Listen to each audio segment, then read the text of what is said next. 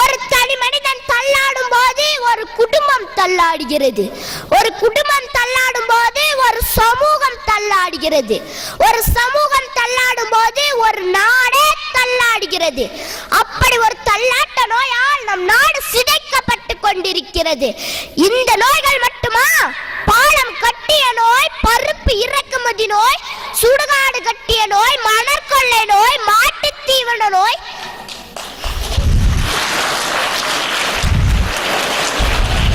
வங்கிக் கடன் நோய், சிமெண்ட் இறக்குமதி நோய், நிலக்கரி நோய், கற்குன்றுகள் களவாடிய நோய், ஸ்பெக்ட்ரா நோய் என பட்டியல் போட்டால் பக்கவாதமே வந்துவிடும்.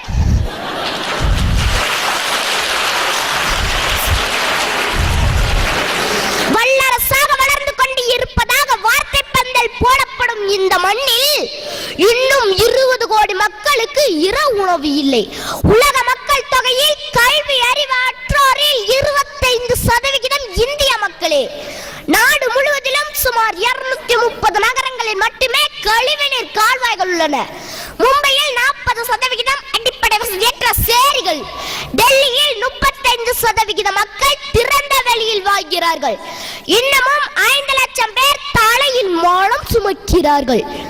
ஒரு பக்கம் பசித்தவனுக்கு உணவில்லை, இன்னொரு பக்கம் 50 மில்லியன் டன் உணவுப் பொருள் சேமிப்பு கிடங்கில் பயன்படுத்தாமல் வீணாகிறது.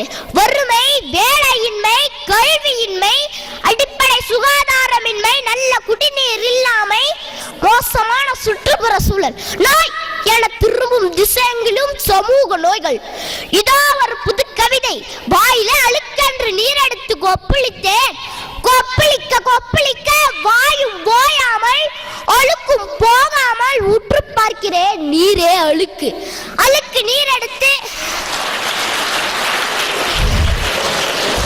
அழுக்கு நீர் எடுத்து 1000 முறை கொப்பளித்தாலும் வாயலுக்கு போகாது.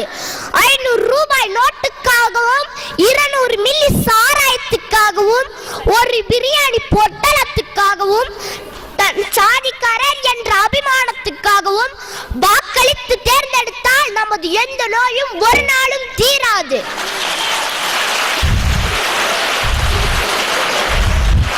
சாக்கடை என்று மூக்கை பிடிப்பதால் அசுத்தம் நாற்றம் போகாது.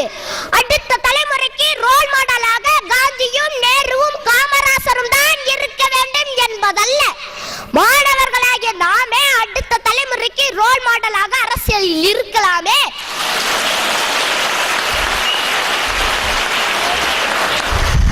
நாம் அரசியலில் இருந்தால் அரசியலுக்கே மருத்துவம் பார்க்கலாம். அரசியல் மட்டும் ஆரோக்கியமாக அமைந்து விட்டால் சமூகத்தின் சகல நோய்களுக்கும் மருந்து தானாகவே வந்து சேரும்.